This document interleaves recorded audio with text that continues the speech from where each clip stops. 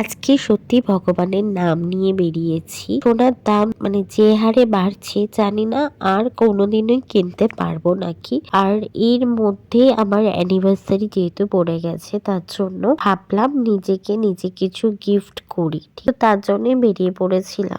জনপ্রিয় জুয়েলার্সে গিয়েছিলাম। তো ওখানে গিয়ে টোকেন নিয়ে ভেতরে গেলাম। ভেতরে অনেক কিছু দেখার পর আদেও কিছু নিতে পারবো নাকি সেটাই আমি ভাবছিলাম, কারণ সেদিনকার রেট ছিল 1,41,975 টাকা। তো জানি না কি হয়। এই লাস্ট বারের মতন কিছু হয়তো নিজেকে গিফট করতে পারবো। এরপরে হয়তো আর কোনোদিনই সোনার দোকানেও আসা হবে না, সোনা কেনাও হবে না। 2,000 years এখন বাড়ি later. ফিরছি। ওখান থেকে বেরাতে বেরাতে প্রায় 6টা বেজে গেল। আর হ্যাঁ, স্টাফদের ব্যবহার কিন্তু খুব ভালো ছিল। আর আমি একটা গোল্ড এক্সচেঞ্জ করিয়েছিলাম, সেই কাকুটাও কিন্তু খুব ভালো ছিল। তো যাই হোক, জিনিস আনতে পেরেছি, এটাই সব থেকে আমার কাছে বড় পাওনা। টাটা।